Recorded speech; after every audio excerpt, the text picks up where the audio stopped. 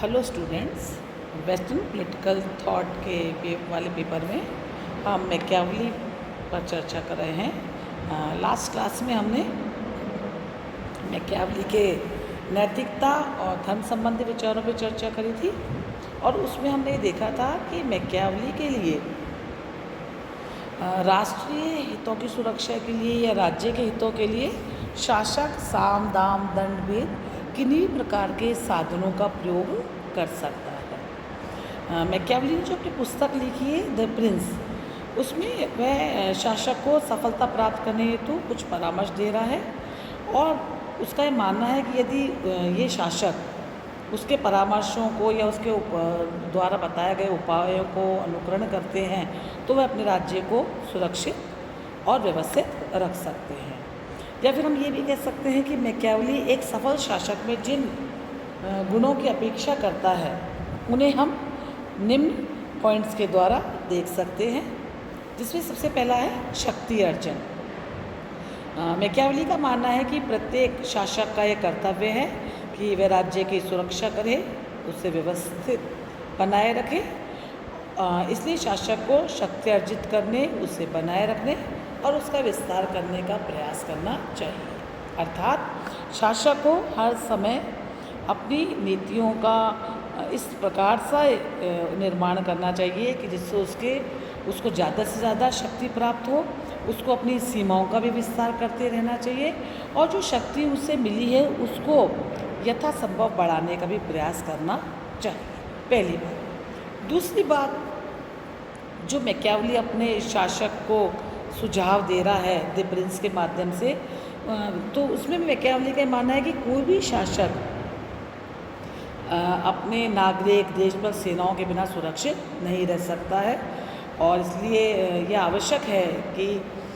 जो उसकी सेना हो उसमें बुज़दिल लोग नहीं होने चाहिए, क्योंकि ये जो लोग होते हैं, जो भी कायर होते हैं, ये उद्देश्यहीन और प्रेरणाहीन होते हैं। इसके लिए उसने कहा है कि जो राष्ट्रीय सेना हो इसमें विश्वास पात्र लोग होने चाहिए जो दूसरे सैनिकों के साथ अंतर्राष्ट्रीय संदर्भों में अगर हम ये देखें कि मैकियावेली का कथन हमको बिल्कुल सुझाव जो उसका है बिल्कुल सही लगता है कि जो भी राष्ट्रीय सेना बनाई जाए इसमें जो भी सैनिक हों उनका जो चरित्र हो विशिष्ट प्रकार का होना चाहिए, जहाँ वे विश्वास पात्र हों और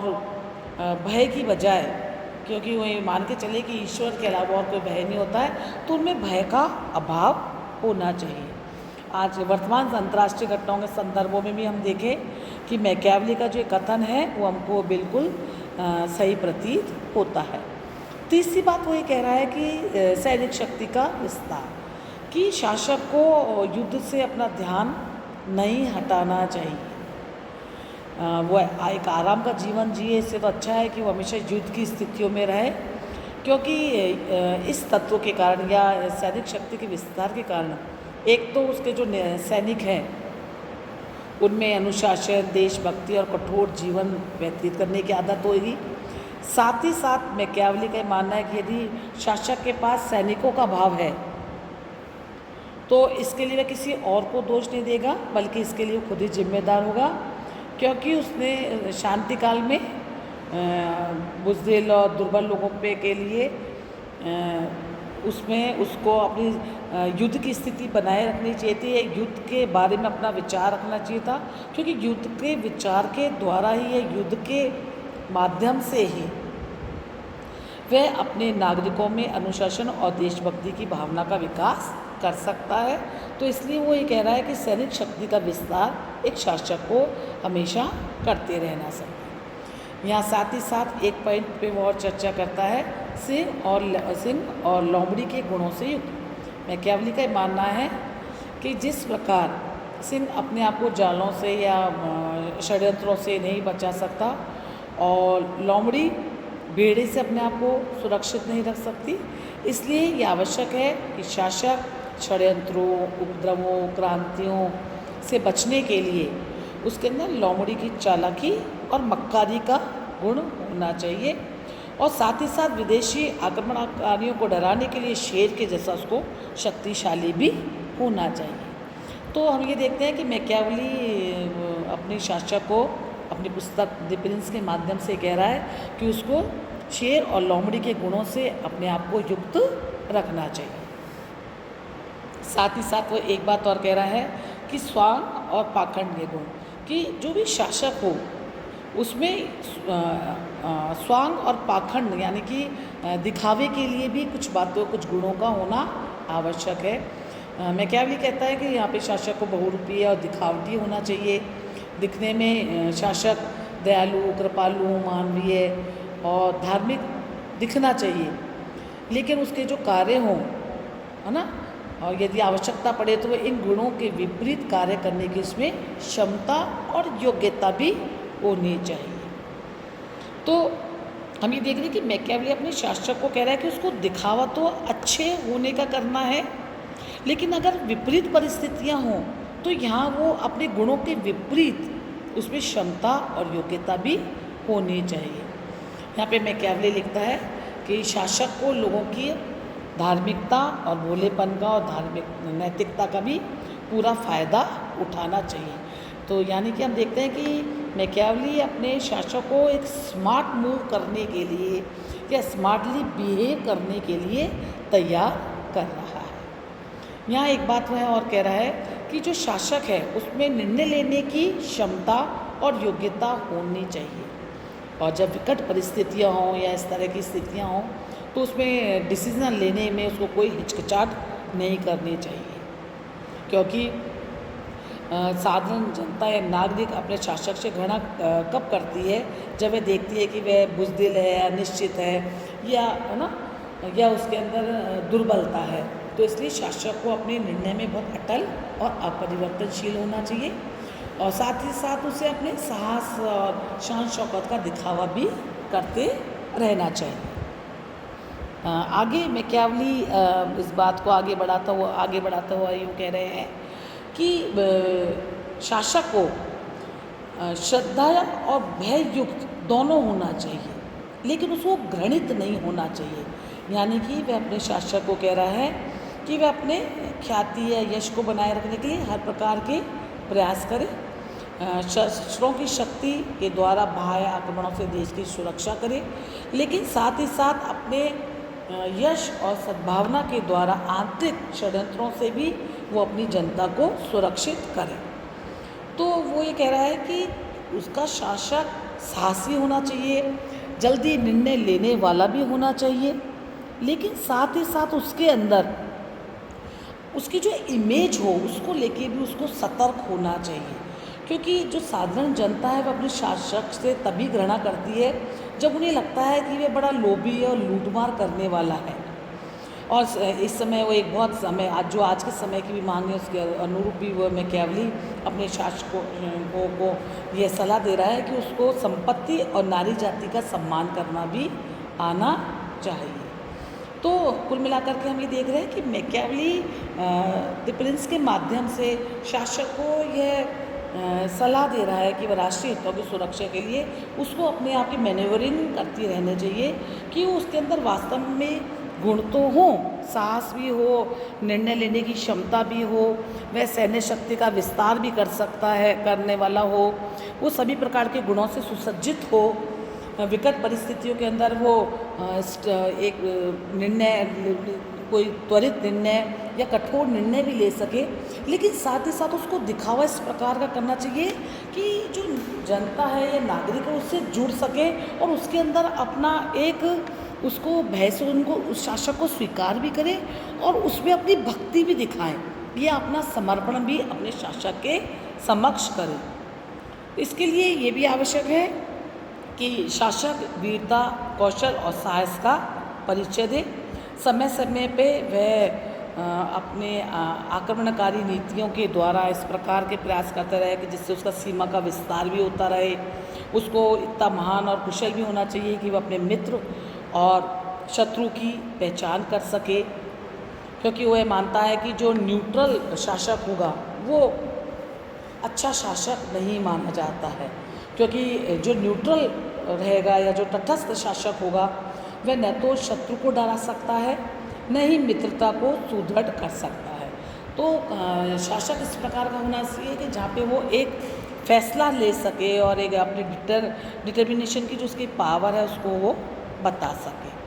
तो इन सारी बातों के साथ हम ये देखते हैं कि मैकियावेली ये भी कह रहा है कि जो शासक है उसको उसके अंदर बहुत सारे गुण भी होने चाहिए। वो समय समय पर उपाधियों का, पुरस्कारों का वितरण नागरिकों के अंदर करता रहे। और क्योंकि इससे क्या होगा कि जो अधीनस्थ हैं उनको ये जब उनको कंपनसेशन मिलेगा या उनको पुरस्कार मिलेंगे तो और अच्छा कार्य करने के लिए उद्यत होंगे, और जिन्हें ये नहीं मिलेगा वो अपने आप के अंदर सुधार भी करेंगे। तो इसलिए शासक को ये सलाह दे रहा है कि उसको पुरस्कारों और उपाधियों का वितरण भी करते रहना चाहिए। साथ ही साथ अपने लिए योग्य मंत्रियों का चयन करना चाहिए, और यहाँ पे शासक को बहुत ज़्यादा सतर्क रहना चाहिए, क्योंकि मंत्रियों की योग्यता, अच्छाई जो भी हो ही उनकी कुशलता का प्रथम परिचय है। क्योंकि यदि उसके मंत्री या जो उसके जो भी असिस्टेंट्स अगर वो स्वार्थी होंगे तो शासक के प्रति और शासन व्यवस्था के प्रति वो कभी भी वफादार नहीं हो सकेंगे। इसलिए ये भी आवश्यक है कि वो अपने लिए योग्य मंत्रियों का चयन करें। एक विशिष्ट बात जो मैकियावेली शासक को सुझाव के रूप में कह रहा है कि उसको सदैव चापलूसों से दूर रहना चाहिए, क्योंकि उसका ये मानना है कि जो